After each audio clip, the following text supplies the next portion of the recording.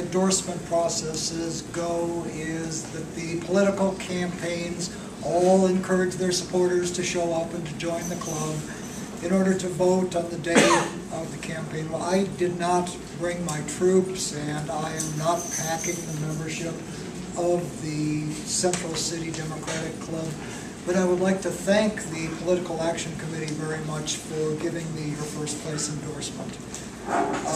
What I do bring to the club and to this meeting today is 33 years of commitment to District 6. I moved into the Tenderloin in 1977. I've lived in south of Market and run a business pretty much ever since then. In my time in the community, I've been a member of a group called the Neighborhood Network. We meet every Friday at City Hall with department heads, members of the Board of Supervisors, members of the mayor's staff, and we try to find out what we have in common, and we support each other. It's that understanding of how the whole neighborhoods relate to each other that has led to my candidacy. Better neighborhoods, thriving small businesses, and improved quality of life for everybody. That's what it's all about. In the Tenderloin, I've worked for years for more affordable housing. In the North Mission, I spent 5 years on the Central Freeway Citizens Advisory Committee. With regard to Mission Bay, I've been a member of UCSF's Community Advisory Group for almost 10 years now, because the Mission Bay campus is so critical to the economic growth, the educational growth, and what we do with our young people in south of Market. With regard to Hayes Valley, I've been a strong ally of folks who have been fighting with CPMC with regard to the Davies campus, with regard to St. Luke's, and with regard to the Cathedral Hill location that we're going to be discussing later today. In south of Market, I helped build a new school, Bessie Carmichael. I was on the new Bessie Carmichael committee. In the community planning process that I'm a part of, we're trying to stabilize the community with the waves of dot-coms and condos and the economic disparity.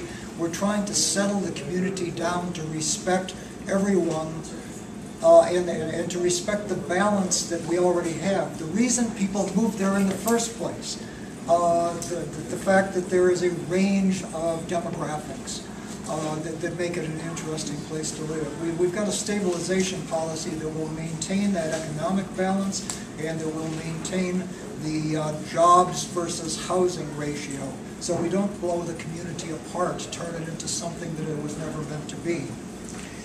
And community-based planning, as I mentioned, has been my strong point for more than 10 years, I guess, before the Progressives came onto the Board of Supervisors. I've been agitating for a real bottom-up community-based planning process.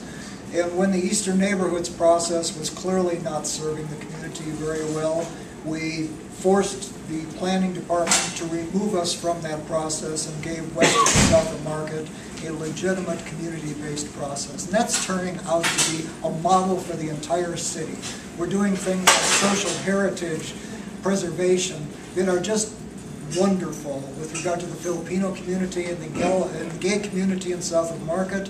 That model has now been adopted by the folks in Japantown, and it's being adopted as a citywide model which will affect the Mission and other parts of the city as well. Really just an effort to keep what's good about San Francisco, to preserve and enhance what we love about the city. Coming up in the next 4 years, whoever you're going to elect is going to be facing issues like Treasure Island, the redevelopment of it, Mid-Market. I have deep concerns about what's going on there. The Central Subway is going to affect the entire 4th and 5th Street corridor, and we'll be dealing with the implementation of plans that are already in place. The next supervisor you elect has got to understand land use. You have special interest groups, you have political machines, and you have powerful benefactors, all with candidates in this race. What is very important to consider before you cast your vote is who has your interest